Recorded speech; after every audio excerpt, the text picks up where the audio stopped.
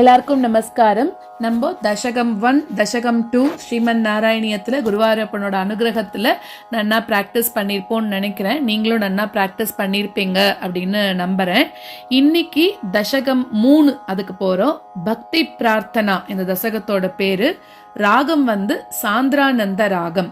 இந்த தசகத்துல ஒரு பக்தனானவன் எப்படி இருப்பான் அப்படின்னு சொல்றார். முதல் 2 தசகத்துல பக்தியோட மகத்துவம் என்ன, பக்தி யோகத்தோட மேன்மை என்ன எல்லாத்தையும் பார்த்தோம். பட்டத்ரி ரொம்ப அழகா விவரிச்சிருந்தார். இந்த தசகத்துல ஒரு பக்தன் எப்படி இருப்பான் அப்படிங்கறதையும் அவரோட பாணியில ரொம்ப அழகாவே சொல்லியிருக்கார். அப்படிப்பட்ட பக்தனானவன் எப்படி இருப்பான் அப்படின்னாக்க, உன்னோட திருநாமத்தை பாடிண்டே இருப்பானாம். அப்படி பாடி பாடி என்ன ஆயிடுறான், பேரானந்த கடல்ல மூழ்கி போயிடுறானா அந்த பக்தன். அது மட்டும் இல்லாம எப்பவுமே உன்னோட திருமேனிய மட்டுமே ஸ்மரண பண்ணிட்டும் உன்னோட கதைகளை வாயால சொல்லிண்டே இருப்பானாம்.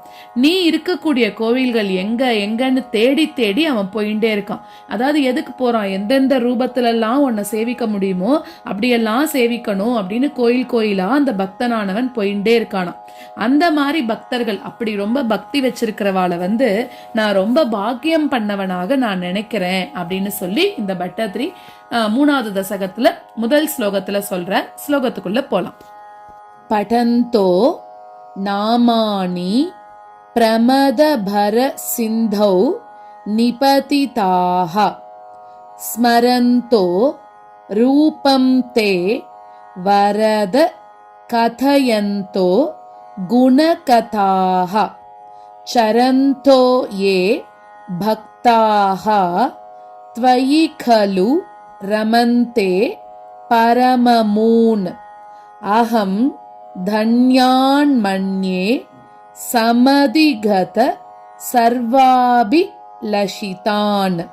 படந்தோ நாமானி பிரமத பர சிந்தௌ நிபதிதாஹ படந்தோ நாமானி பிரமத பர சிந்தௌ நிபதிதாஹ ஸ்மரந்தோ ரூபம் தே வரத கதயந்தோ குணகதாஹ ஸ்மரந்தோ ரூபம் தே வரத கதயந்தோ குணகதாஹ சரந்தோ யே பக்தாஹ த்வயி கலு ரமந்தே பரமமூன் சரந்தோ யே பக்தாஹ த்வயி கலு ரமந்தே பரமமூன் அஹம் த்யன்யான் மன்யே சமதிகத சர்வாபிலஷிதான் அஹம் தன்யான் மன்யே சமதிகத சர்வாபிலஷிதான். படந்தோ நாமானி பிரமத பர சிந்தௌ நிபதிதாஹ ஸ்மரந்தோ ரூபம் தே வரத கதயந்தோ குணகதாஹ சரந்தோ யே பக்தாஹ த்வயி கலு ரமந்தே பரமமூன் அஹம் தன்யான் மன்யே சமதிகத சர்வாபிலஷிதான்.